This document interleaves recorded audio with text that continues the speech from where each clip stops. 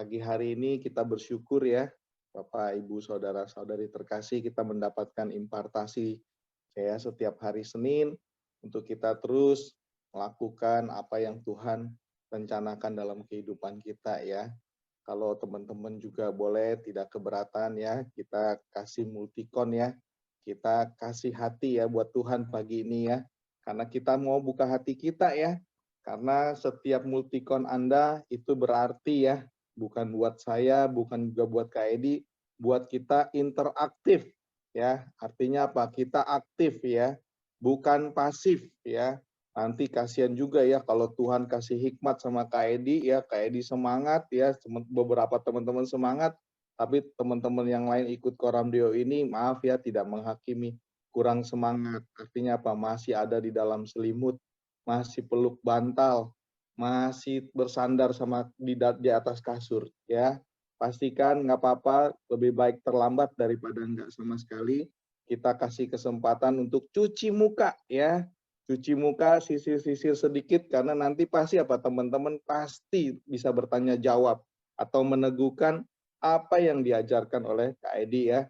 Kita adalah keluarga, kita terus ya saling mengasihi untuk kita terus juga interaktif ya. Itu yang saya dapat pagi hari ini. Terima kasih teman-teman yang udah kasih multikon.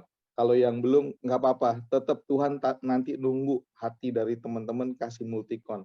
Ya, ketika Kak Edi menyampaikan pesan Tuhan, pengajaran, ya, pagi hari ini kita kasih kesempatan dan waktu buat Kak Edi. Silakan Kak Edi. Shalom, selamat pagi semuanya. Suara saya jelas, Yongki? Jelas Kak Edi. Oke, baik. Saudara, topik kita melanjutkan yang minggu lalu tentang bagaimana kita berjaga-jaga dalam menantikan kedatangan Tuhan. Ya, kita tahu akhir zaman sudah dekat, ya, tapi bagaimana kita berjaga-jaga dalam menantikan kedatangan Tuhan. Nah, mari kita lihat saudara next ayatnya Matius 24 ayat 12 sampai 13. Ini salah satu peringatan terpenting ya buat kita di dalam ya pengajaran tentang akhir zaman. Nah, apa itu saudara?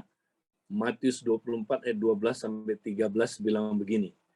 Dan karena makin bertambahnya kedurhakaan, maka kasih kebanyakan orang akan menjadi dingin. Tetapi orang yang bertahan sampai pada kesudahannya akan selamat. Nah, Tuhan Yesus ingatkan kita, saudara, bahwa saudara pada akhir zaman, ya, sebelum kedatangannya Dia, saudara, ya, kita harus perhatikan ini. Ya, ini salah satu tanda ya yang akan saudaraku menunjukkan Yesus sudah dekat ya mau datang, dan dia bilang begini saudara, pada akhir zaman ya kedurhakaan akan bertambah-tambah, kedurhakaan saudara, dan akibatnya kasih kebanyakan orang menjadi dingin ya. Kalau kedurhakaan bertambah dalam diri saudara, akhirnya kasih saudara menjadi dingin, berarti saudara bukan orang percaya beneran, bukan orang percaya sejati. Berarti saudara orang percaya yang palsu. Ya. Nah, kalau orang percaya yang sejati, ya ayat 13 bilang, tetapi orang yang bertahan sampai kesudahannya akan selamat. Ya, jadi siapa yang akan selamat? Orang yang bertahan sampai pada kesudahannya. Nah, saudara, siapa yang dimaksud di sini, saudara? Ya, orang percaya sejati. Kalau kita orang percaya sejati, kita pasti bertahan sampai akhir. Ya, ini yang maksudnya, saudaraku, yang pertama. Nah, tapi kalau kita lihat konteksnya, saudara, juga maksudnya ya berkaitan sama akhir zaman. Kalau kita orang percaya sejati, saudara, kita nggak akan murtad. Ya, kita nggak akan, saudaraku, meninggalkan Tuhan. Kita akan setia terus. sampai pada kesudahannya, ya, sampai kepada Yesus datang kembali. Kita, saudaraku, akan setia. Kita tidak akan meninggalkan dia, saudara. Kita akan terus taat kepada dia. Kita akan terus hidup dalam kasih, ya, saudara. Nah, kita akan bertahan sampai akhir, ya. Nah, saudara, tapi Tuhan bilang, saudara, hari-hari ini, ya, ini sudah dekat akhir zaman, ya, dikatakan kedurhakaan akan makin bertambah. Nah, apa itu kedurhakaan, saudara? Ya, kedurhakaan dalam bahasa Inggrisnya lawlessness. Artinya hidup tidak taat pada perintah Tuhan. Jadi akan datang masanya, saudara. Nah, sekarang sudah tiba, banyak orang hidup tidak taat kepada perintah Tuhan. Ya, nah ini bahaya, saudara. Kita cek diri kita. Kita taat nggak sama perintah Tuhan? Kalau kita punya iman sejati, iman yang sejati itu pasti taat. Ya, taat ya kepada perintah Tuhan. Nah, kita sedikit, saudaraku, mengulang. Apa itu perintah-perintah Tuhan? Next, kita lihat. Ada 3 perintah Tuhan yang kita mesti taat, saudara. Ya, kalau kita nggak taat, berarti kita, saudara, ya, bukan Kristen sejati. Karena Kristen sejati itu taat. Ya, iman sejati itu taat. Nah, taat kepada 3 perintah Tuhan. Masih ingat, saudara? Inti dari perintah Tuhan adalah kasih, saudara. Kasih. Ya. Nah, apa itu perintah Tuhan? Ada 3. Pertama namanya perintah yang terutama, yaitu mengasihi Allah, ya, secara radikal, saudara. Mengasihi Allah dengan segenap keberadaan kita, segenap hati, segenap jiwa, segenap apa, saudara, akal budi dan segenap kekuatan kita. Ya, itu, saudaraku, perintah yang terutama. Yang kedua, perintah yang baru. Yesus bilang, hendaklah kamu saling mengasihi sama seperti aku telah mengasihi kamu. Ya, jadi kita saling mengasihi dengan radikal. Ya, saudara, itu dia. Ya, nah, radikal di sini bukan berarti, saudara, kita percaya ya terorisme, bukan. Radikal ini sungguh-sungguh sold out maksudnya, habis-habisan. Ya. Nah, saudara, yang ketiga, saudara, perintah Tuhan ini adalah perintah agung atau amanat agung. Ya. Nah, kita juga harus mempraktekkan amanat agung dengan radikal, saudara. Ya, dengan sungguh-sungguh sold out, habis-habisan. Nah, inilah, saudaraku, 3 perintah yang kita mesti taat. Kalau kita Kristen sejati, kita taat. Kita nggak durhaka. Tapi pada akhir zaman Tuhan udah ingetin, saudara. Nanti ada orang yang durhaka, saudara. Ya, mereka tidak taat kepada perintah-perintah Tuhan. Ya, nah ini diingetin, saudara. Ini akhir zaman. Ya, nanti banyak orang tidak mengasihi Allah lagi, tidak saling mengasihi, ya, tidak mengasihi jiwa yang terhilang, ya. Saudara, mereka tidak praktek kasih. Kenapa, saudaraku? Karena kasihnya menjadi dingin. Nah, itu dia. Ya. Kalau kasih kita menjadi dingin, saudara, hari ini kita mesti bertobat. Ya, kita mesti bertobat kembali ya kepada, saudaraku, perintah Tuhan ini. Ya, kalau kita nggak kembali, kita tetap ya, saudaraku, kasihnya ya udah dingin, kita nggak kembali, berarti kita Kristen yang imannya nggak benar, saudara. Berarti kita nggak bertahan sampai akhir. Saudara, Tuhan mau kita bertahan sampai kesudahannya. Ya, tetap taat, tidak durhaka, ya, bertumbuh dalam kasih. Ya, nggak ada orang yang langsung sempurna, tapi bertumbuh dalam kasih. Nah, sekarang, saudara, kita mau lihat, saudara, bagaimana kita ya menjadi orang yang tidak durhaka, melainkan bertumbuh dalam kasih terus-menerus. Nah, saudara, next kita akan diingatkan dulu, ya, apa tantangan problem manusia di zaman akhir. Ya, masih ingat, saudara, ya, ayat yang minggu lalu kita baca, saudara, Lukas 21:34-35, ya, jagalah hatimu supaya hatimu jangan syarat oleh pesta pora dan kemabukan serta kepentingan-kepentingan duniawi. Nah, saudara, saya mau kita taruh perhatian yang ketiga ini, kepentingan-kepentingan duniawi. Ya, tantangan kita pada akhir zaman adalah, ya, kita, ya, saudaraku, bisa hidup syarat oleh kepentingan-kepentingan duniawi. Nah, kita lihat apa itu yang dimaksud syarat dengan kepentingan-kepentingan duniawi. Artinya, saudara, coba penting, dari kata penting. Apa yang paling penting dalam hidup saudara?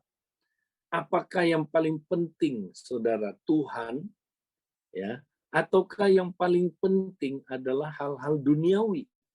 Nah, kata duniawi di sini adalah biotikus. Biotikos.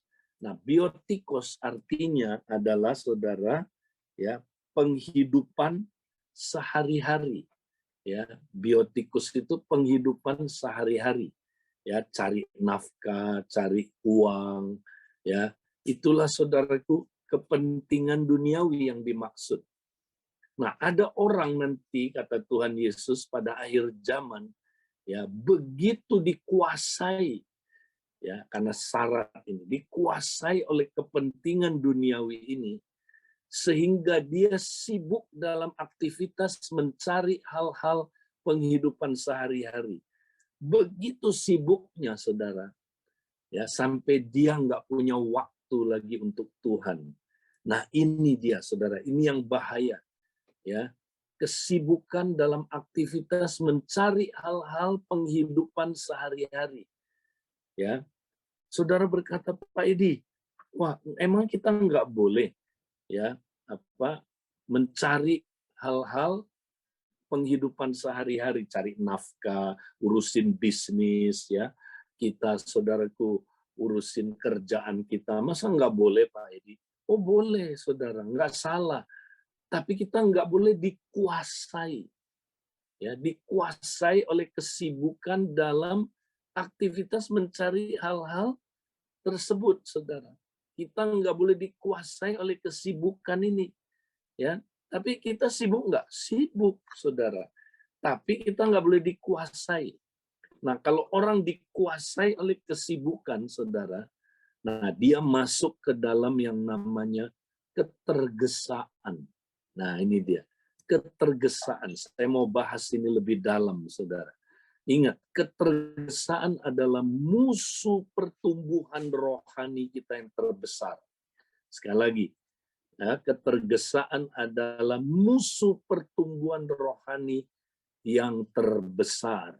Ya, bukan langsung setan, tapi ketergesaan. Nah, ini saya mau ulang-ulang, saudaraku, karena banyak orang belum nangkep.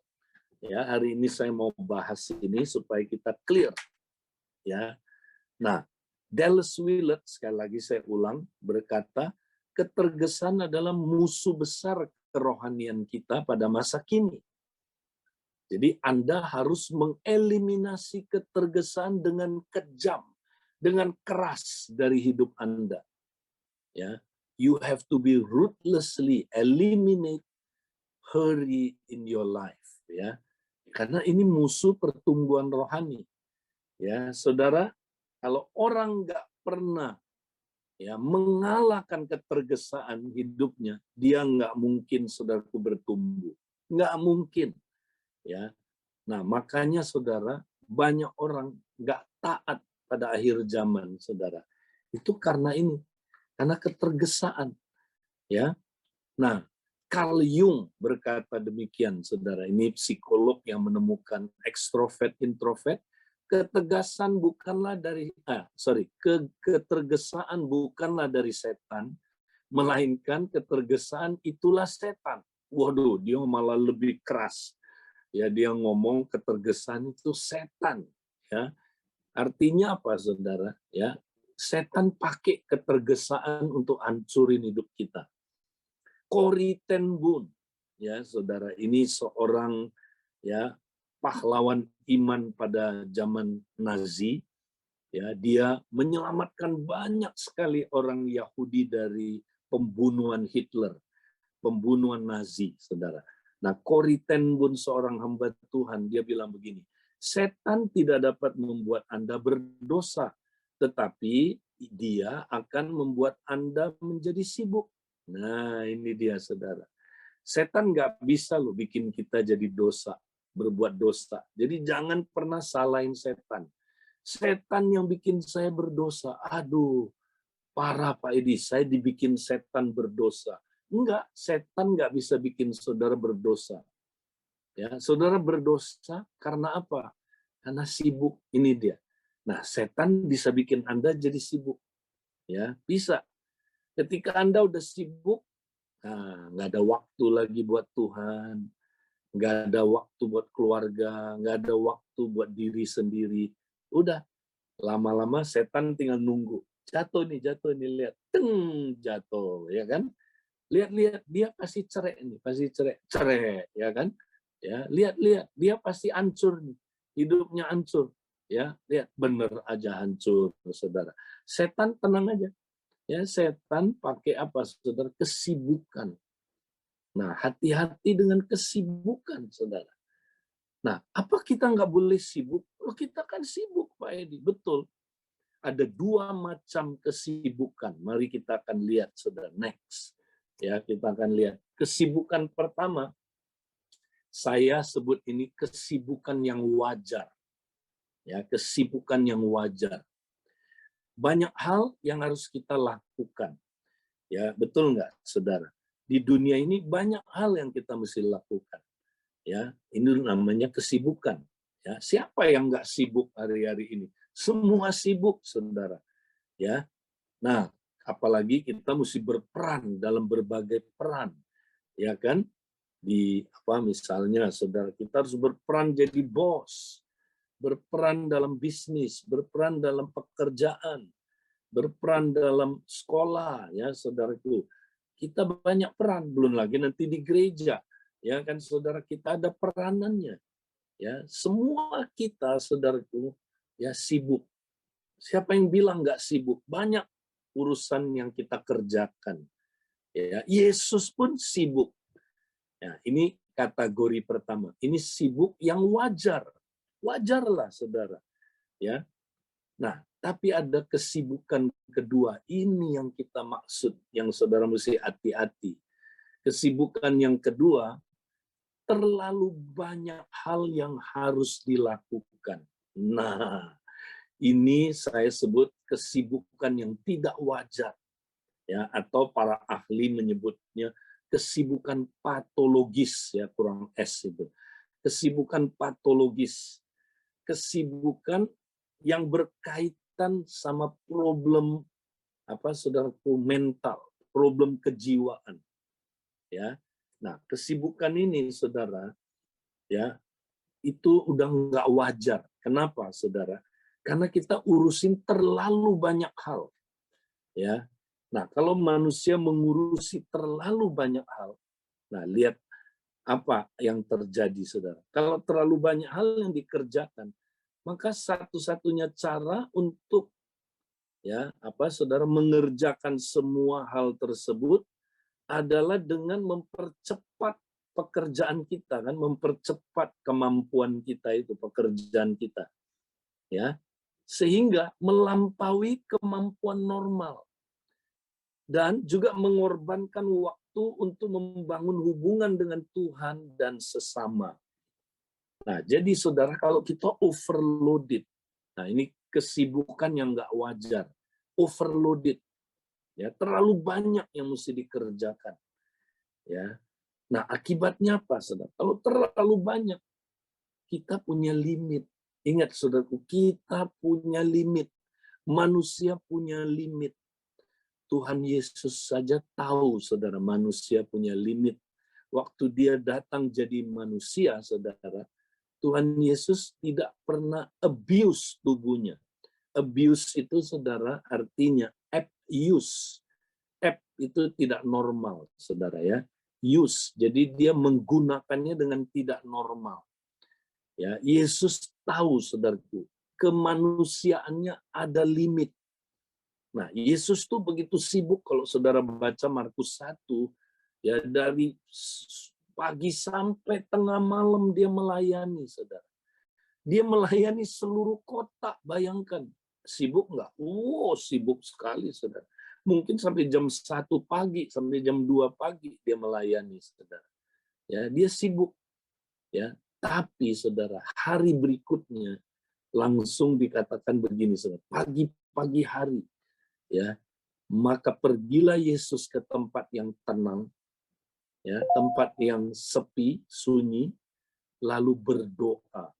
Wow, Yesus tahu, saudaraku, kalau dia terus-terusan sibuk, saudara, dan urusin terlalu banyak hal, maka saudara secara manusia dia akan rontok, saudaraku. Ini secara manusia ya. Dia punya limit, ya, kemanusiaannya ada limit. Maka Tuhan Yesus, saudaraku, tidak mau forsir, ya. Dan hari berikutnya, saudara, dia langsung praktek disiplin-disiplin rohani. Dia berdoa, menyendiri, dan berdiam diri, saudara. Dia praktek 3 disiplin ini. Ya, dia, saudaraku, berdoa, menyendiri, dan berdiam diri, saudara. Wow. Jadi Tuhan Yesus, filosofi hidupnya, saudara, bukan kayak orang lari sprint, bukan kayak orang lari maraton, juga bukan, saudara. Tapi filosofinya Tuhan Yesus, saudaraku, adalah ya, manusia itu mesti bekerja, beristirahat, bekerja, beristirahat, bekerja, beristirahat. Jadi Yesus nggak ngedur terus, saudaraku, ya, sampai akhirnya, saudara, ya, nggak ada waktu lagi bagi saudaraku, Tuhan dan bagi sesama. Nah, Tuhan Yesus tahu limit manusia, saudara. Nah, kalau saudara terjebak ke dalam kesibukan yang kedua ini, saudara.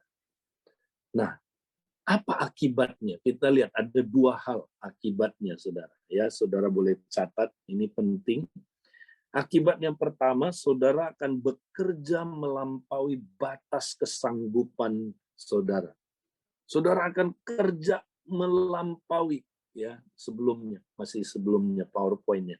Ya, saudara akan bekerja melampaui kemampuan, ya, saudara, batas kemampuan saudara. Ya. Nah, akibatnya saudara kayak mesin. Mesin kalau dipaksa kerja over limitnya, saudara, apa yang terjadi? Rusak mesinnya, pecah. Nah, hidup kita ada limitnya, saudara. Kalau kita terus aja, saudara, kerja melampaui batas limit kita, nah, apa akibatnya? Kita ngalamin burnout. Nah, ini dia, saudara, burnout. Apa itu burnout? Ya, kalau bahasa Inggrisnya terbakar habis, burnout. Ya, saudara. Jadi kita mengalami yang namanya, saudara, ya, keletihan rohani. Ya, kelelahan, ya, saudara, rohani ini yang paling bahaya. Kelelahan rohani, saudara, burnout rohani, wah, itu parah. Ya, saudara-saudara, ingat, tidak ada seorang pun yang serohani apapun, raksasa rohani apapun, siapapun dia, tidak ada yang kuat menghadapi burnout. Tidak, saya dalam pengamatan saya udah lihat, saudara, mau sehebat apapun dia, saudara, hamba Tuhan, siapapun dia, serohani apapun, kalau dia, saudaraku, izinkan burnout, ya, dalam hidupnya, dia nggak akan kuat. Dia pasti roboh. Dia pasti hancur, saudara, hidupnya. Ya. Nah, burnout ini menyebabkan berbagai jenis penyakit jiwa. Nah, makanya disebut kesibukan patologis. Ya, menyebabkan stres, menyebabkan depresi, ya bahkan penyakit-penyakit jiwa yang saudaraku hari-hari ini makin banyak. Ya, makin banyak, saudara. Ya, makanya ada schizophrenia, ada saudaraku bipolar, banyak ya saudaraku hal-hal yang hari-hari ini panik. Ya, bayangin hamba Tuhan saudaraku. Ya, itu bisa saudaraku bunuh diri kalau saudara dia nggak jaga ini. Bisa bunuh diri. Ya, pernah dengar kan ada hamba Tuhan yang saudara dia nggak kuat karena ditinggal pelayanan oleh ayahnya yang meninggal, dia harus gantiin ayahnya, saudara. Dia nggak kuat, dia nggak, orang ini saudara memang mental health-nya kurang sehat, ya. Nah, kemudian dia mesti gantiin pelayanan papanya, saudara, yang meninggal. Begitu berat, dia harus lakukan banyak hal, ya. Mendadak banyak hal yang dia mesti lakukan, dia nggak kuat, saudara. Ya, akhirnya satu hari dia tembak dirinya sendiri. Nah, yang aneh lagi, saudara, setahun setelah saudaraku hamba Tuhan ini bunuh diri, tepat tanggal bunuh diri dia, ya, pendeta penggantinya juga bunuh diri, saudara. Wow, stres, nggak kuat, ya saudaraku. Nah, ini dia, saudara. Jangan pernah, saudaraku, ya kita dikuasai ya oleh saudaraku kesibukan yang kedua ini, ya. Nah, saudara, ini kesibukan yang tidak wajar, ya.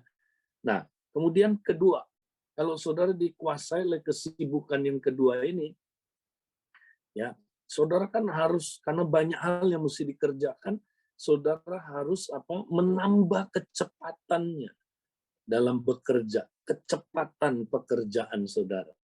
Ya, saudara percepat-cepat. Jadi semuanya cepat-cepat. Nah, saudara masuk ke dalam yang namanya hurry, ketergesaan. Makanya kesibukan yang kedua menimbulkan ketergesaan. Ya, semuanya tergesa-gesa, betul nggak? Nah, akibatnya, saudara, cepat-cepat semua. Doa cepat-cepat. Saat teduh cepat-cepat, saudara, ya. Kita nyembah Tuhan ikut koram deo juga cepat-cepat. Ya, bukannya saya bilang ya saudara nggak boleh bekerja, ya kita ada limit waktu juga. Tapi maksudnya cepat-cepat di sini buru-buru. Ya, sikap hatinya buru-buru, ya saudara. Nah, itu dia, saudara. Terus apalagi? Akibatnya, saudara, kita semua serba cepat-cepat. Ya, cepat-cepat dalam bersekutu, ya, cepat-cepat dalam saudara bagi waktu dengan istri, ya, cepat-cepat ngobrolnya, cepat-cepat ngobrol sama anak, semua cepat-cepat, ya, semua tergesa-gesa. Ya, akhirnya, saudara, kita nggak punya waktu berkualitas untuk Tuhan, ya, untuk sesama, untuk keluarga kita, bahkan untuk diri kita pun nggak ada waktu lagi, saudara. Nah, makanya banyak orang nggak ngurusin diri sendiri pun dia udah nggak ngurusin. Nggak punya waktu, serba cepet-cepet. Sikat gigi cepet-cepet, saudara. Ya, coba saudara? Makan cepet-cepet. Ya, kemudian saudara lakukan kegiatan buat diri sendiri aja cepet-cepet. Akhirnya makanya banyak penyakitan manusia, saudara, hari-hari ini. Karena semuanya cepat-cepat. Ingat, saudaraku, ya, Carl Jung bilang apa tadi? Ya, saudara, kesibukan atau ketergesaan. Ya, ini ketergesaan adalah setan sendiri. Waduh. Ya, maksudnya setan pakai itu, saudara, untuk hancurin hidup kita. Ya, saudara. Nah, jadi solusinya apa? Apa solusinya, saudara? Ya. Nah, solusinya bukan tambah waktu. Ya, coba Pak Edi, seandainya ya seminggu itu 8 hari, kan enak ya. Makanya Beatles nyanyi lagu itu, saudara. 8 days a week. Ya. Seandainya kita tambah waktu, jangan 24 jam ya Pak Edi ya. 30 jam kayak gitu sehari. Kan beres, solusinya beres. Enggak, saudara. Coba aja kalau nambah waktu. Seandainya saudara tambah waktu 30 jam sehari. Kira-kira apa yang saudara lakukan?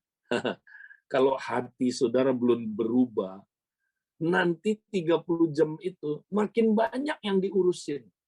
Ya. Nah, akibatnya makin tergesa-gesa. Jadi bukan tambah waktu, saudara. Waktu itu udah ditentukan Tuhan, nggak bisa dirubah. Ya. Jadi saudara, ya, apa yang kita mesti lakukan? Nah, yang kita mesti lakukan adalah kita harus punya prioritas. Apa prioritas kita, saudara?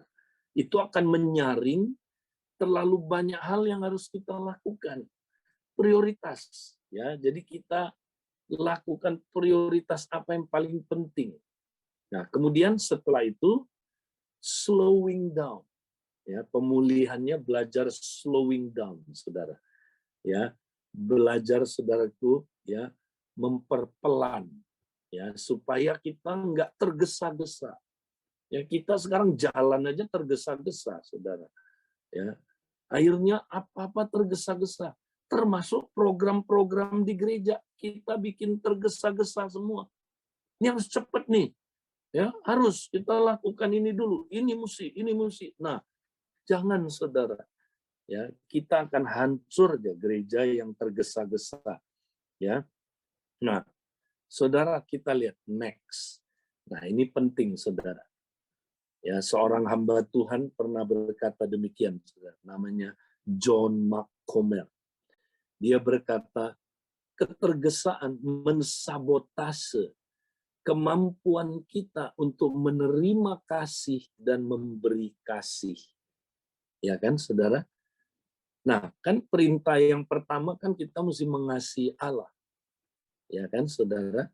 Nah, kemudian yang kedua saling mengasihi, yang ketiga mengasihi dunia yang terhilang, yang mengasihi jiwa-jiwa yang terhilang.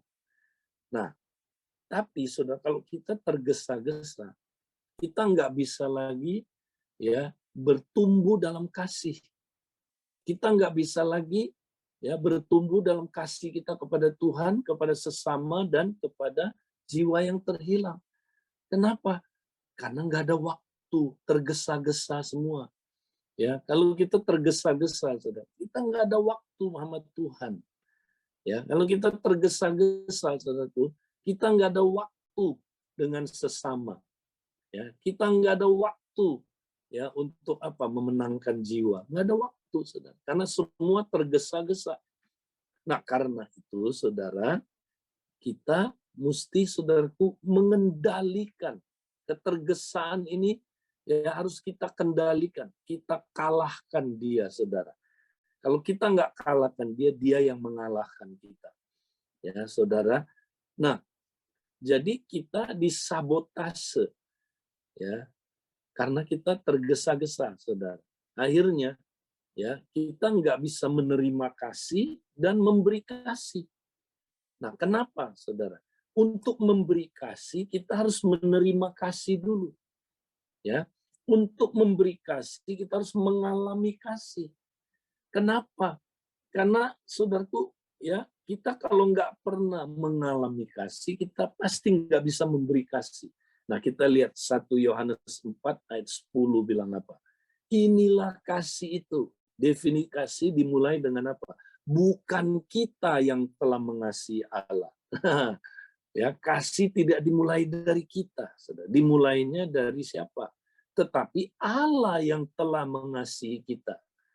Ya, nah, jadi bukan kita. Jadi kita nggak bisa mengasihi Allah, saudaraku, karena bukan kita yang mengasihi Dia, tapi Dia dulu yang mengasihi kita. Nah, karena Dia mengasihi kita, kita bisa mengasihi Dia. Itu maksudnya, ya, saudara. Kalau kita nggak pernah renungkan betapa dalamnya Dia mengasihi kita, saudara. Sampai kita mengalami kasih itu, ya, maka kita nggak bisa mengasihi Allah dan mengasihi sesama. Nggak bisa. Nah, bagaimana Allah telah mengasihi kita? Nah, coba dibaca ayat ini selanjutnya. Dan yang telah memberikan mobil baru kepada kita. Amin. Nah, ini dia. Bukan mobil baru, saudara. Yang telah memberikan berkat-berkat kepada kita. Ya, yang telah memberikan kita mujizat-mujizat, yang telah memberikan kita kesembuhan. Ya, saudara, memang itu juga karena kasih Allah. Tapi itu bukan apa, saudaraku, bukan puncak dari kasih Allah. Puncak dari kasih Allah adalah ini, yang telah mengutus anaknya sebagai pendamaian bagi dosa-dosa kita. Wow, ini dia, saudara. Ini dia. Ya, jadi bukan kita yang mengasihi Allah, tapi Allah yang telah mengasihi kita. Nah, apa bukti kasih dia, saudara? Ya, karena dia telah mengutus anaknya sebagai pendamaian bagi dosa-dosa kita. Bukti kasihnya bukan dia memberi mobil, memberi kita, saudara, rumah, memberi kita kenyamanan hidup, kesuksesan, bukan. Ya, dukun juga bisa berikan itu. Setan dunia ini menawarkan itu, saudara. Ya, tapi yang dunia, setan dan ya manusia nggak bisa berikan apa, saudaraku? Ya, kasih yang Tuhan tunjukkan ini, yaitu dengan dia mau mati di kayu salib, menjadi pendamaian bagi dosa-dosa kita. Nah, ini sumber kasih, saudara. Jadi kasih itu, saudara, bagaimana caranya ya kita bisa bertumbuh dalam kasih? Kita mesti mengalami dulu kasih yang dari Kalvari itu, kasih yang dari sorga, kasih yang dari kayu salib itu, saudara. Ini mesti kita spend time, renungkan. Ini kita mesti spend time sampai kita ngalamin. Ya, habis kita renungkan, kita akan ngalamin kasih ini, saudara. Ya, jadi bukan cuma dengar khotbah kasih itu, bukan. Ya, saudara. Ya, kita perlu mengalaminya. Nah, coba lihat, saudara. 1 Yohanes 3:16 lagi. Kita lihat. Demikianlah kita ketahui kasih Kristus. Ya, nah, saudara, ketahui di sini bukan cuma pengetahuan otak.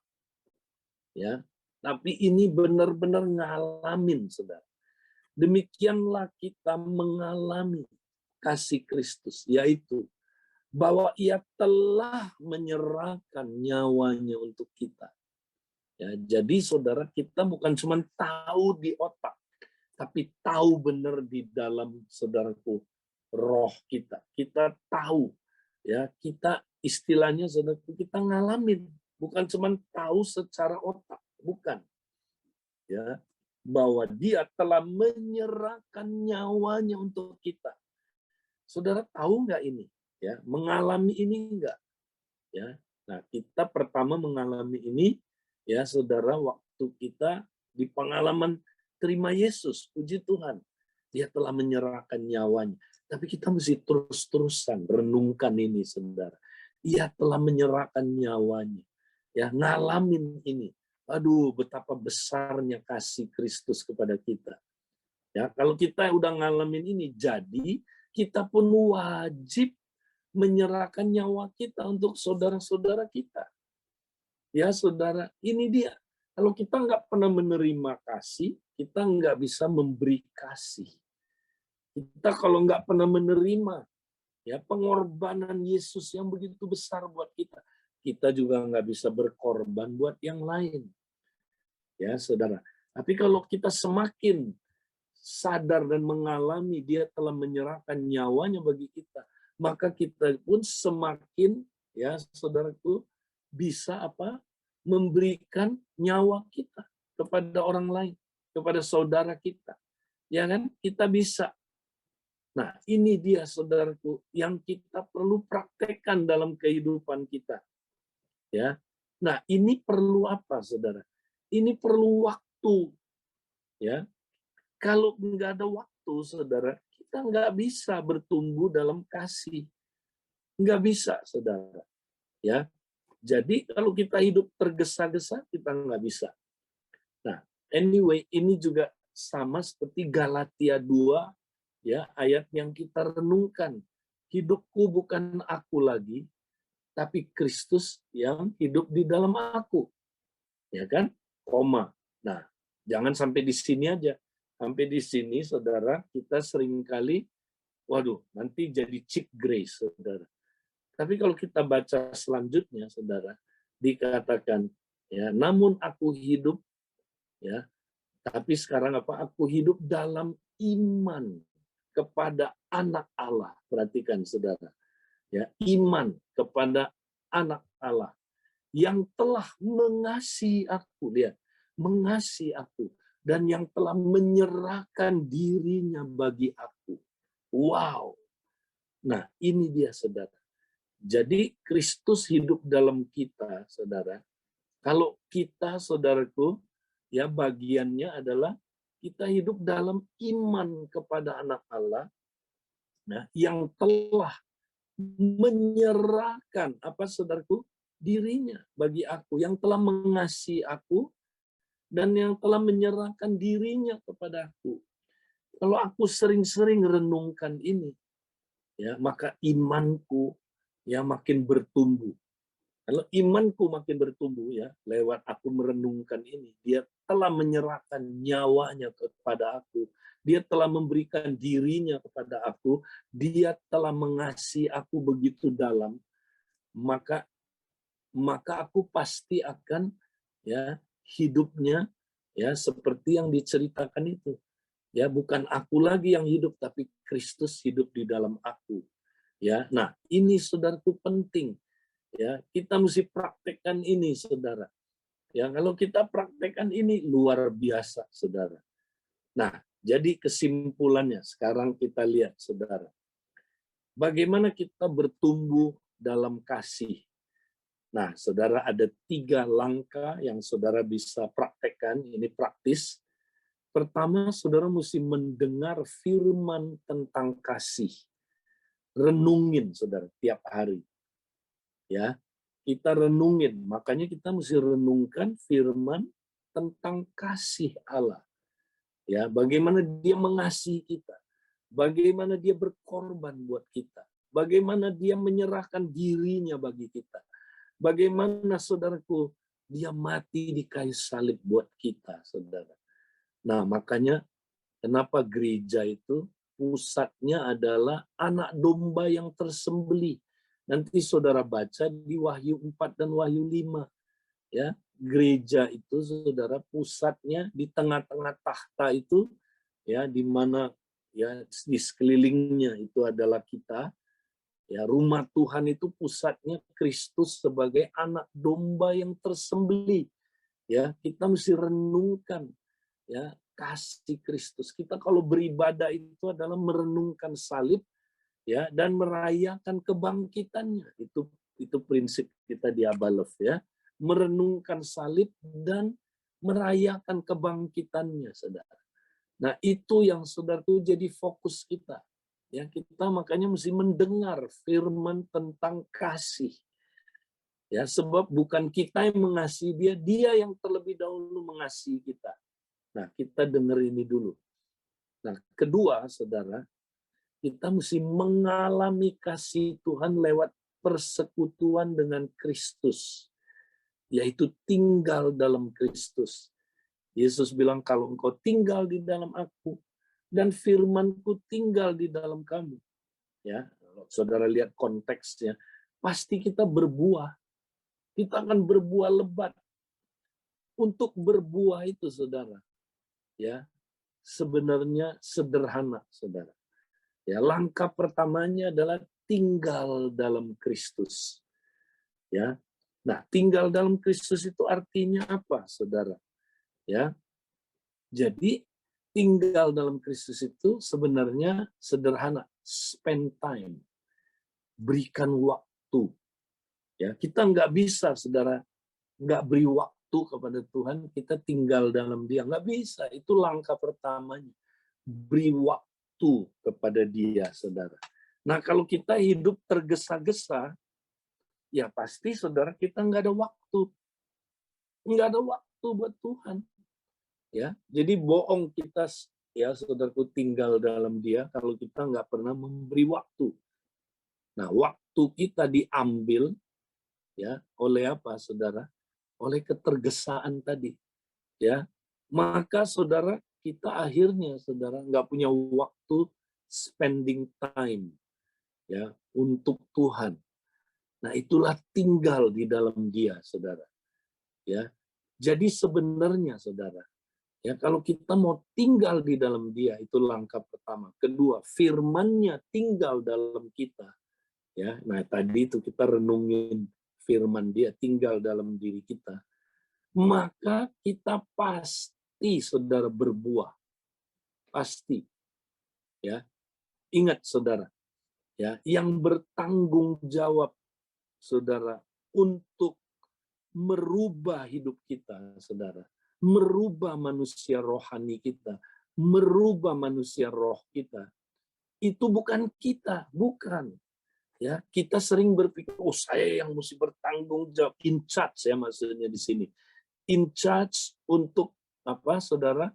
Pertumbuhan rohani saya. Itu tanggung jawabnya Tuhan, saudara. Ya, tanggung jawabnya Tuhan merubah kita dari dalam makin serupa Kristus.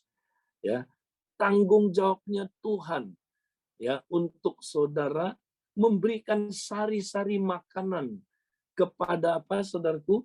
Kepada carang, sehingga carang bisa berubah, ya, semakin berbuah dan buahnya buah tetap. Ya, nah, tanggung jawab kita apa, saudara? Ya, tanggung jawab kita adalah sederhana, saudara, memberi waktu, spend time. Udah itu aja. Bertumbuh itu simple, saudara. Ya, nah kalau kita yang mau tanggung jawab pertumbuhan nggak bisa. Ya, ayo tumbuh. Ya, saudara, kalau carang pohon disuruh tumbuh, ditarik-tarik, tumbuh cepat panjangan kamu. Ya, cepat berbuah. Ya, nggak bisa.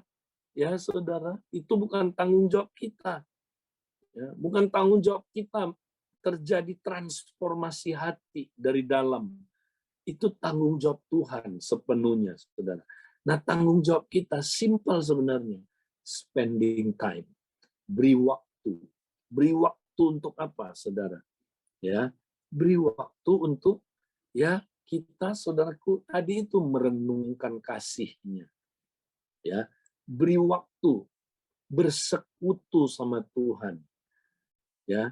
Nah, saudara, ini prakteknya gimana praktisnya, Pak Edi? Ya sederhana, saudara. Saudara kasih waktu, jangan buru-buru. Makanya ya kita bangun pagi, saudara. Ya, kita renungkan firman dalam. Ya, kita saudaraku spending time sama Tuhan. Praktek yang namanya doa kontemplatif. Ya, saudara, doa perenungan kontemplatif, saudara. Ya, doa perenungan itu beda sama doa syafaat, ya, doa peperangan rohani, ya, saudara, doa apalagi, ya, saudara, doa, ya, apa minta-minta dari Tuhan, doa memerintah, ya. Tapi kalau doa kontemplatif itu, saudara, itu abiding, tinggal dalam Kristus. Ya, jadi kita, saudara, ya tenang, ya, doanya tenang, saudara. Ya, kemudian merenung, ya, Tuhan dalam ya kasih-Mu ya Tuhan ya. Aduh, terima kasih Tuhan. Kok Engkau mau ya Tuhan mati di kayu salib buat aku? Siapa aku Tuhan? Tuhan, aku bersyukur Tuhan. Aku tidak layak sebenarnya Tuhan. Tapi Engkau melayakkan aku. Terima kasih Tuhan. Terima kasih Tuhan. Renungin lagi saudara. Diam aja, tenang. Tuhan, terima kasih Tuhan. Engkau baik. Ya, saudara, itu contemplative prayer, saudara. Jadi kita apa, saudara, ya ngalamin kasih-Nya, ngalamin, saudara. Nah ini kita receiving love. Disinilah kita menerima kasih. Ingat, bukan kita yang mengasihi dia, dia yang mengasihi kita dulu. Nah, alamin dulu kasih dia, saudara. Ketika kita ngalamin, saudara, makin ngalamin, makin ngalamin. Nah, di situ kita bertumbuh ya dalam apa? Kasih, Saudara. Kita bertumbuh. Nah, baru kita bisa mengasihi. Ya kan tadi kan kalau kita nggak tahu bahwa dia sudah menyerahkan nyawanya bagi kita, gimana kita mau menyerahkan nyawa kepada orang lain? Ya, nggak bisa, Saudara. Ya, makanya ini langkah kedua ini penting, mengalami kasih Tuhan lewat persekutuan dengan Kristus. Ya, belajar tinggal dalam Kristus. Caranya gimana? Spending time. Ingat, memberi waktu. Udah itu aja, Saudara. Kekristenan itu simple, beri waktu doa, beri waktu saat teduh, beri waktu bersekutu sama dia, lagi nyetir, kasih waktu, Saudara. Ya, Saudara koneksi sama Tuhan, ngobrol-ngobrol. Nah, itulah abiding. Itulah tinggal dalam Kristus, Saudara. Ya, sambil kerja, kita bisa loh, Saudara, beri waktu kepada Tuhan sambil kerja, bisa.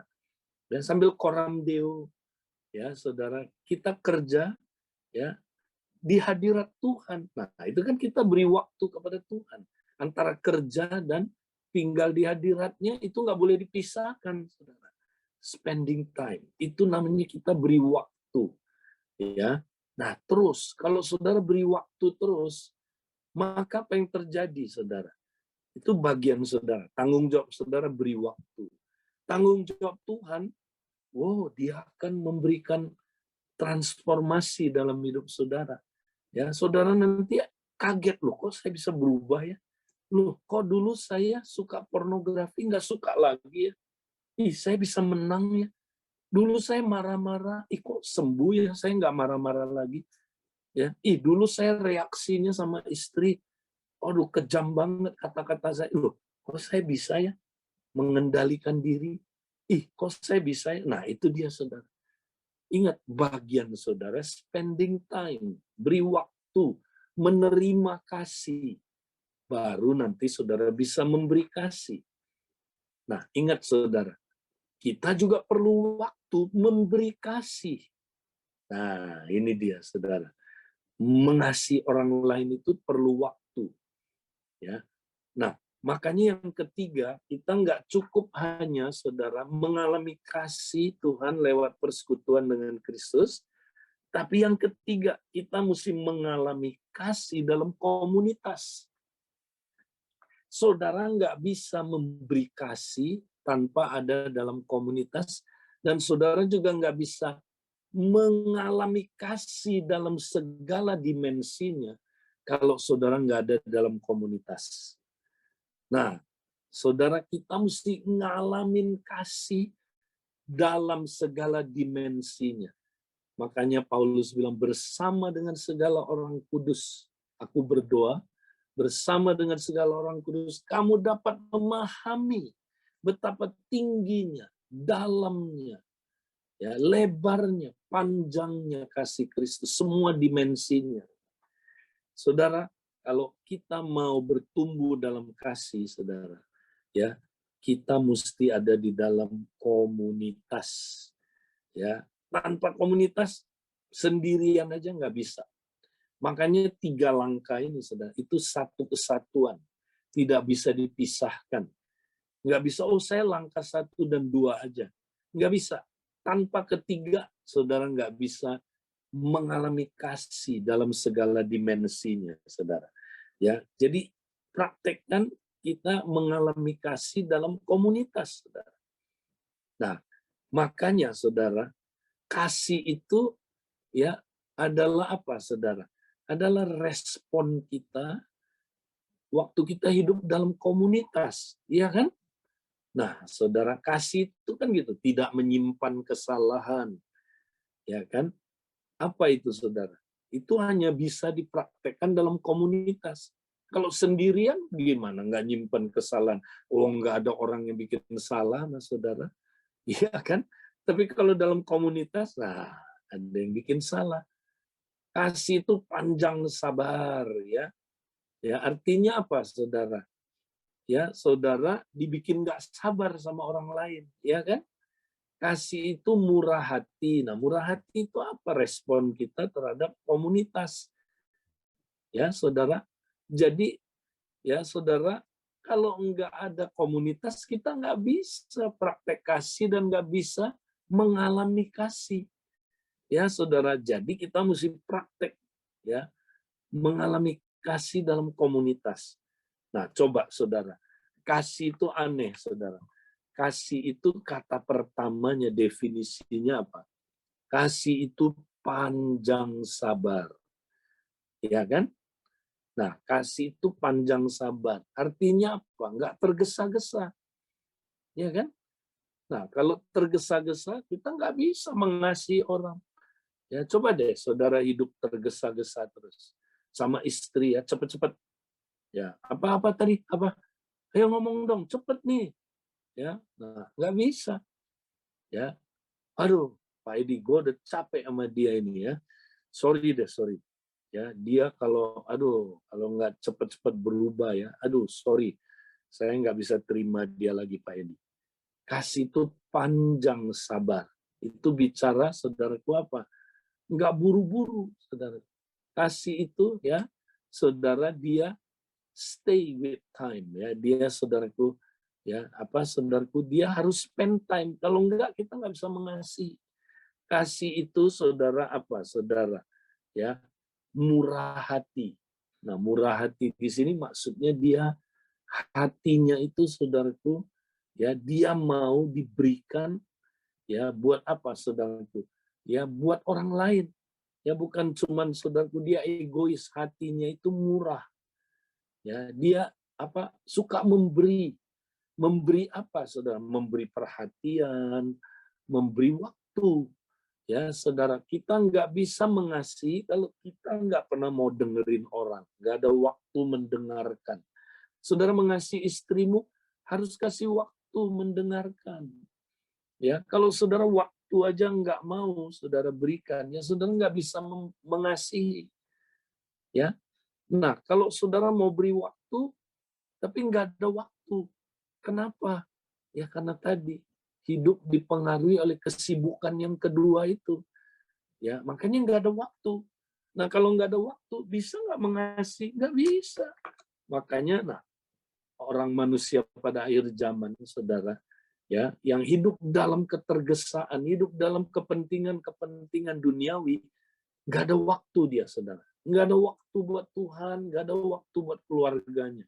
Nggak ada waktu buat istrinya, nggak ada waktu buat suaminya, nggak ada waktu buat anak-anaknya.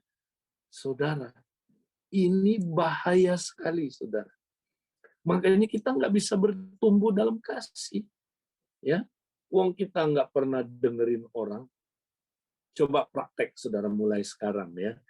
Belajar slowing down. Ya, kita belajar, saudaraku, ya, slowing down. Ada prioritas dan slowing down. Kemudian mulai, saudara, ya, mulai ngalamin kasih itu. Take times, ngalamin kasih. Kemudian baru memberi kasih. Ya, nah, itu praktekkan di komunitas dulu, saudara. Ya, kalau komunitas saja kita nggak saling mengasihi, kompak aja kita nggak saling mendengar. Ya, saudara, gimana kita mau mengasihi yang lain yang di luar sana? Ya, di komsel kita, ayo kita praktek, saudaraku. Ya, kita menerima kasih dan memberi kasih. Caranya sekali lagi, spending time together. Ya, spending time, saudaraku. Perlu waktu dengerin orang. Saudara, ketika kita saling mendengar, coba lihat saudara. Kompak saudara beda, komsel saudara beda, keluarga saudara beda. Ya. Nah, saya termasuk yang mesti bertobat, saudara. Ya, karunia guru itu, saudara, ya, membuat saya suka ngomong, kurang mendengar. Nah, istri saya suka toel-toel saya. Ya, jangan cuma komunikasi satu arah. Kemarin baru dia ngomong. Ya kan, saudara? Itu kelemahan saya. Ya. Nah, makanya saudara kita mesti belajar. Ayo mendengar, saudara. Coba deh, saudara. Manusia itu perlu apa, saudara? Didengar. Perlu dimengerti penderitaan-penderitaannya, saudara. Perlu dirasakan. Ya, penderitaan-penderitaannya turut merasakan, saudara. Nah, coba deh orang yang lawan saudara, benci saudara, ya enggak apa, pokoknya dia orang yang enggak suka sama saudara. Coba deh deketin dia, saudara. Caranya dengerin aja. Dengerin. Mungkin saudara nggak setuju sama dia, ya, tapi coba belajar nyangkal diri, dengerin, spending time, ya, dengerin penderitaannya dia, saudara. Dengerin apa yang dia rasakan, saudara. Ya, dia orang yang saudaraku, ya, kontroversi. Mungkin saudaraku dia menentang Anda. Dengerin, saudara. Kalau nggak berubah dia, saudara, dia berubah. Dia akan bilang, aduh, Pak Abraham itu ya sangat mengasihi. Saya merasakan dia mengasihi saya. Padahal modalnya cuma spending time, dengerin aja. Nah, saudara, itu kasih, ya. Kita memberi kasih dengan cara saudara dengerin, ya. Dan kita, saudaraku, ya praktek ini, saudara. Nah, saudara, kalau kita praktek ini, kita akan bertahan sampai akhir. Yesus datang, kita akan, saudaraku, ya, bertumbuh dalam kasih. Ya, kalau kita bertumbuh dalam kasih, wow, luar biasa, saudara. Akan ada revival dalam hidup kita, revival ya di komunitas kita. Saya berdoa supaya semua kita, saudara, boleh mengalami kasih, ya, dan memberi kasih. Kita, saudaraku, ya, akan bertahan sampai kesudahannya. Ya, kita tidak akan durhaka dan kasihnya menjadi dingin pada akhir zaman. Saudara, mari kita semua, saudaraku, praktekkan prinsip ini. Ini luar biasa, saudara, kalau kita mengerti. Tuhan, biar kami, Tuhan, mau praktek, Tuhan. Kami mau, Tuhan, mengalahkan musuh terbesar pertumbuhan rohani kami, ketergesaan, Tuhan. Tuhan, biar kami hari ini, Tuhan, mau praktekkan, Tuhan, di mana kami mau beri waktu untuk mendengar firman tentang kasih. Beri waktu untuk mengalami kasih Tuhan lewat persekutuan dengan Kristus. Kami mau beri waktu untuk mengalami kasih dalam komunitas, Tuhan. Terima kasih, Tuhan. Ajar kami, Tuhan, untuk, Tuhan, mengatur kembali dengan prioritas untuk waktu kami, Tuhan. Tuhan, beri kami kemampuan, Tuhan, untuk kami, Tuhan, slowing down. Terima kasih, Tuhan. Kami serahkan, Tuhan, hidup kami ke dalam tangan-Mu. Di dalam nama Yesus, kami sudah berdoa dan mengucap syukur, Tuhan. Amin. Amin. Oke, saya serahkan kembali. Kalau nanti ada yang mau meninggalkan karena waktu, silakan. Kalau yang lain mau stay, saudara, mau ada yang mau tanya jawab, silakan ya.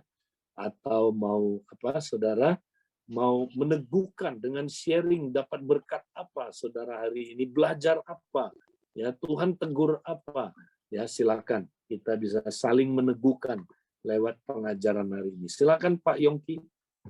Ya, terima kasih Kak Edi. Ya, teman-teman boleh kasih multikon yang luar biasa, kasih jempol buat Tuhan kita dan juga pengajaran dari Kak Edi ya. Karena apa ya, kita sungguh diberkati ya. Jadi kalau diulang-ulang, artinya biar apa? Biar toweng ya. Jadi pastikan ya, kalau mau toweng lagi, nanti ada rekamannya, dengerin lagi gitu loh. Ya, jadikan ya pengajaran ini juga prioritas ya buat kehidupan kita, terutama saya juga nih Kak Edi. Saya juga orangnya nggak bisa diem gitu loh. Saya juga mau bertobat lah gitu loh. Saya lebih seneng orang dengerin saya gitu loh, daripada saya dengerin orang gitu loh. Ternyata waktu saya banyak ngomong, orangnya nggak berubah, kayak itu meneguhkan sekali. Akhirnya saya jadi gregetan gitu ya. Tapi ya saya bersaksi juga ya apa yang saya dapat ya. Yang paling sulit tuh teman-teman tentunya praktek. Tapi nggak ada sulit ya kalau kita tinggal di dalam Kristus. Hari Minggu kemarin saya praktek ya, stop digital, stop TV ya. Saya sepakat sama keluarga ya, itu komunitas dimulai dari keluarga jasmani dulu ya. Walaupun saya bagikan sama keluarga rohani, tapi dimulai dari saya dan keluarga. Wah, berat banget kayak orang bingung gitu loh. Kau ya. Hari pertama yang ngingetin, tahu nggak teman-teman Begini nggak siapa? kamu? Iya, Hari pertama anak saya yang kecil Aaron lari ke kamar semua saling ngingetin, alarmnya dia karena dia mengalami kemenangan ya. "Guys, jangan lupa guys, hari ini stop digital." Waduh, maminya lagi pegang handphone, saya pegang handphone, lepas langsung. Waduh, sorry sorry sorry. Nah, ini kita lagi praktek ya, nggak tunggu sempurna ya. Jadi kita Ya, taruh, ya kita taruh, habis kita taruh nih ya teman-teman, kita bingung mau ngapain gitu loh ya. Habis itu juga saya minta izin ya, karena teman-teman juga saya udah janji, saya lupa ya. Nah, ini dia nih balik lagi saya mau bertobat, mau prioritas sama mau slowing down. Akhirnya teman-teman ada pelayanan ya, ya ini nih ada inner healing. Akhirnya saya layanin satu orang pakai Zoom, terus saya taruh lagi, saya minta izin sama anak-anak, ya anak-anak dikasih izin, oke. Terus saya bingung, habis makan siang harus ngapain nih, slowing down nih, saya toeng banget nih slowing down. Saya mikir-mikir gitu ya, wah udah dah, saya bilang sama istri sama anak-anak, ayo kita bongkar kasur yang dari kamar engkong, kita pindahin ke ruangan yang biasa buat tempat komsel. Kita ngapain? Kita rebah-rebahan rame-rame gitu ya. Kita main analog, main Uno gitu loh, terus bercanda gitu. Jadi satu kasur itu kita tidur siang. Benar-benar kita praktek, ayo tidur tidur. Wah anak saya yang kecil bawa selimut, bawa bantal semua tarik gitu loh. Wah, di sini saya hari ini meneguhkan sekali ya, kayak di ya, slowing down itu benar-benar dahsyat, teman-teman. Karena apa? Waktu kita slowing down ya, kita tuh bisa komunikasi dan kita bisa dengerin loh. Jadi sempat ada perdebatan saya dengan anak saya yang kedua. Jadi ada satu ketika saya kasih gift hadiah, terus dia berdebat, enggak ini dari Cici, enggak itu Dedi yang kasih, saya bilang gitu. Dia bilang enggak dari Cici. Akhirnya kita sama-sama diem, belajar mendengar ya, diem saling dengar, terus Cicinya konfirmasi. Cicinya bilang ya, karena kita kumpul di dalam ruangan itu, dia bilang, yang benar itu dari Dedi, Annabel. Itu ATM-nya Dedi, tapi aku yang pencetin PIN-nya. Nah, ternyata kan ada konfirmasi bahwa ternyata dua-duanya punya pemandangan yang berbeda, teman-teman. Anak saya yang nomor 2 lihat cicinya yang pencet gitu loh PIN-nya. Artinya dia pikir cicinya. Nah, saya meneguhkan saya yang keluarin kartu ATM gitu loh. Dia nggak lihat gitu loh. Nah, di situ akhirnya kita pelukan, teman-teman. Terus anak saya minta maaf. Wah, waktu anak saya minta maaf, saya juga minta maaf. Kita peluk-pelukan gitu loh. Maafin aku ya, Dad, gitu loh. Terus dia bilang, ya ini buat kemuliaan Tuhan ya. Dia bilang, keren ya kalau kita bisa kayak gini ya. Kita bisa dapat nilai-nilai bagus nih. Ai seneng banget Dad, you ajarin Ai gitu loh. Waduh, saya diteguhkan ya sama anak saya bilang, iya saya juga seneng kita bisa komunikasi ya. Tadinya anak saya ngototnya sampai matanya berkaca-kaca gitu loh. Kayak kayak disalahin gitu. Saya juga minta maaf dan saya pelukan sama anak saya nomor 2. Kemarin kita benar-benar menikmati. Jadi ya ini seru deh teman-teman. Jadi praktekin ya, sepakatin aja sama keluarga, karena kemarin-kemarin kita sepakatin ya lumayan ya 12 jam teman-teman. Dari jam 6 pagi sampai jam 6 sore. Nah, waktu udah jam 6 sore itu semua pada oke, kita berdoa yuk, kita berdoa. Kita jangan sampai terikat lagi nih gitu loh. Jadi ini menjadi sesuatu yang baru lah buat saya dan teman-teman dan keluarga, dan saya percaya teman-teman juga. Nah, hari ini ya teman-teman juga bisa tulis di chat ya, mau meneguhkan atau mau bertanya. Ya saya percaya apa yang dibagikan, apa yang diajarkan paling seru ketika dipraktekin teman-teman. Kalau nggak dipraktekin, kita tuh yang kayak tadi ya saya meneguhkan ya, itu pasti kedurhakaan pasti bertambah teman-teman. Itu saya lihat ya. Terus juga kasih menjadi dingin. Itu juga saya lihat di mana kemarin juga waktu pelayanan ya, ada orang ya, saya juga mau bertanya sama Kak Edi ya sambil nunggu teman-teman. Dia udah ngelayanin Kak Edi. Dia udah benar-benar ngalami baptisan Roh Kudus. Tapi satu ketika ada teman kita juga nih, jadi teman datang ke rumah kami hari Sabtu kemarin, dia bilang, udah deh nggak usah bahas-bahas Tuhan deh. Saya udah nggak percaya sama Tuhan. Nah, teman saya ini yang datang ke rumah juga lagi kelelahan rohani kali ya, Kak. Dia waktu dia ngomong gitu kayak dia langsung diem kayak waduh, saya juga jadi nggak ikut, nggak jadi bisa nguatin dia deh, gitu loh. Akhirnya dia datang kepada kami dan kami juga berbagi lah yang tentang apa yang kami lakukan. Nah, dari situ saya ngerendung bener ya. Jadi kita mesti saling berjaga di dalam komunitas ya, tadi yang kayak dibagikan, bahwa kita tuh nggak bisa sendirian, karena kalau sendirian itu lemes dan teman kita juga ini lagi ngalamin kelelahan. Nah, ketika dia juga bersama-sama dengan kita, baru kita ngobrol, kita dengerin ya, praktek dengerin ya, terus juga menyampaikan juga kata-kata yang membangun. Hari Sabtu datang, hari Minggu kita pelayanan tubuh, hari Minggunya kayak ya itu dia bilang, "Aduh bro, I bisa beresin sama anak I bisa beresin sama istri I. Waduh, I jadi semangat nih," gitu loh. "Kapan nih ketemu lagi? Kita mau ketemu lagi nih, mau kumpul lagi nih, saya mau bawa istri sama anak-anak juga," gitu. Wah, saya jadi makin exciting gitu loh kayak jadi kita mau sepakat, luangin waktu buat satu keluarga ini karena waktu dia bilang ya, kita melayani sama teman kompak, dia bilang, "Bro, kalau you bisa layani istri I sembuh dari lukanya, dari juga kepercayaan yang salah, ini bukan menangin satu keluarga. Maksud you apa, Bro?" Saya bilang. "Maksudnya you bisa menangin kota Bangka. Karena apa? Dia keluarga besar, Bro. Banyak kenalan," katanya. Nah, disitulah saya mau sama-sama sama teman kompak ya taruh VIP list dan mau praktekin nih, gitu sih Kak Edi. Nah, ini Ya, ada beberapa juga teman-teman, oke. Thank silakan. you, Yongki, untuk peneguhannya. Nah, saudara, ada yang mau meneguhkan, wow, saya dapat pencerahan hari ini. Apa gitu ya? Tuhan tegur apa? Silakan, saudara boleh sharing kalau ada. Kalau Iya, ada, ya silakan. iya Kak. Tadi waktu Kak Edi sharing ya, saya ditegur ya, waktu Tuhan Yesus juga sibuk gitu kan, tapi Tuhan Yesus itu punya waktu untuk apa namanya, untuk berdua dengan Bapa. Nah, kalau saya sih ditegurnya karena lagi sibuk di layanan WB ini Kak, itu tiap hari memang ada doa malam jam 7.30 sampai jam 8. Kan itu cuma 30 menit ya.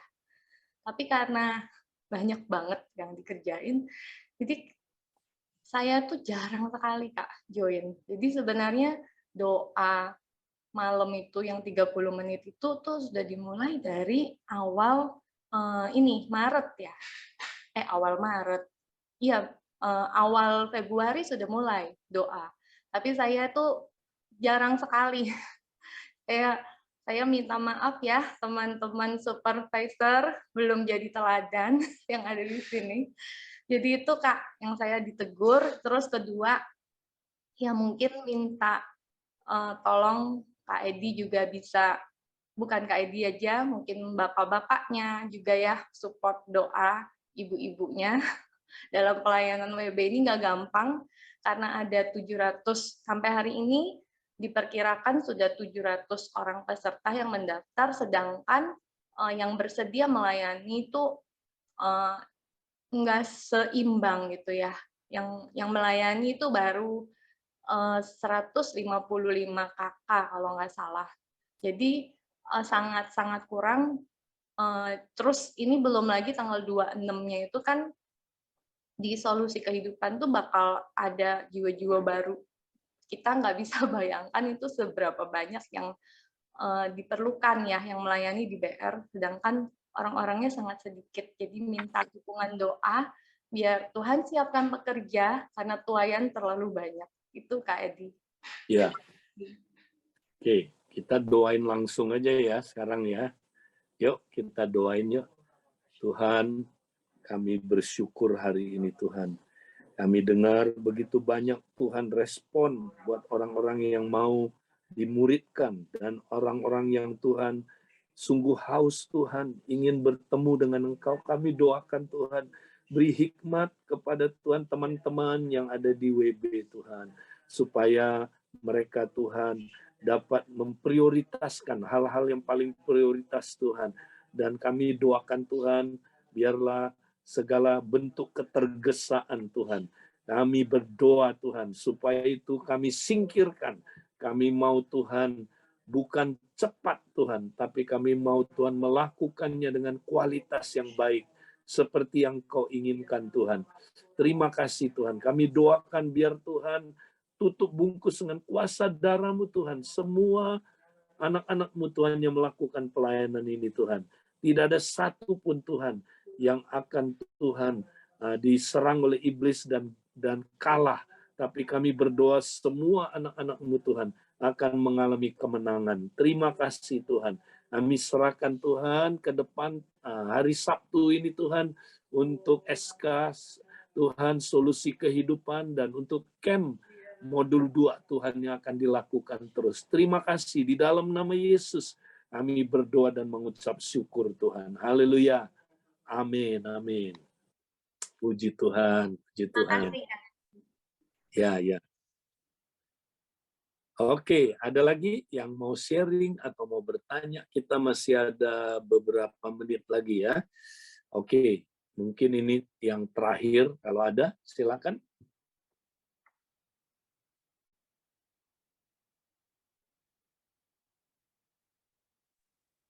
Ayo teman-teman, jangan malu-malu, bisa tulis di chat juga ya. Ya mungkin apakah Ibu Esther sudah buka video, tinggal buka mic, mau bertanya, boleh Bu Esther Sujati. Ya, langsung aja buka mic kalau ada. Ada, saudara? Oke Kak, saya karena nggak ada saya yang tanya, boleh Kak ya? Boleh. Kan tadi dibilang Yesus melakukan banyak hal, sibuk. Terus juga ternyata banyak orang melakukan terlalu banyak hal yang dilakukan. Nah kadang nih orang tuh nggak sadar Kak, bahwa ya mungkin teman kompak kita, mungkin pasangan kita ya, dia udah masuk dalam terlalu banyak hal yang dia lakukan Kak. Ya. Nah, bagaimana untuk mengingatkan orang-orang seperti ini yang sudah mulai masuk terlalu banyak melakukan kesibukan gitu loh. Ya. Karena ketika kita juga mau kasih nasihat, kasih masukan itu kan, ya nanti kita jadi bumerang. Ya kamu sih nggak tahu, saya kan mengasihi jiwa-jiwa, saya kan mesti kerja, cari uang yang tadi kayak dibilang. Saya tuh mesti kasih makan istri sama anak gitu loh. Nah itu kita mesti menyikapi dan berkata-kata yang bijaksana. Ya tentu kata kuncinya prioritas dulu, prioritas ya. Mana yang paling prioritas? Misalnya gini, ya kita mau pegang 10 kompak, ya itu apa nggak mampu kita ya pegang 10 kompak. Ada di 10 kompak, udah 1 kompak aja, ya kan? Nah, tapi itu kompak benar-benar dijalanin dengan baik, ya kan? Nah, jadi kita mesti tahu kapasitas kita terbatas, ya kan? Nah, Tuhan Yesus saja dia punya kompak dengan siapa? Dengan Petrus, Yakobus, dan siapa lagi? Yohanes, ya. PJJ itu kan dia. Nah, itu prioritas. Ya, Tuhan Yesus juga prioritas punya komsel satu aja, ya kan? Nah, dia spend time 3,5 tahun dengan mereka, ya kan? Nah, kita juga gitu. Jangan mau banyak. Nah, kalau kita mau banyak, ya kita nggak akan bisa handle, ya kan? Nah, ini prioritas. Kita atur. Nah, terus kedua, kita mesti atur. Nah, pertama kalahkan dulu itu ketergestaan yang dari smartphone. Ya. Karena coba lihat, kalau orang masuk ke smartphone, dia langsung sibuk. Betul nggak? Sibuk kan? Coba lihat. Sibuk yang nggak perlu tadi itu. Sibuk yang tidak wajar. Ya kan? Coba kalau kita udah pegang gadget, kalau kita nggak bikin komitmen, kita ngalir loh bersama dengan gadget itu. Ya kan? Nah, gadget itu apa? Dia ajak kita apa? Ya, kita pengen tahu, waduh, informasi apa yang baru ya.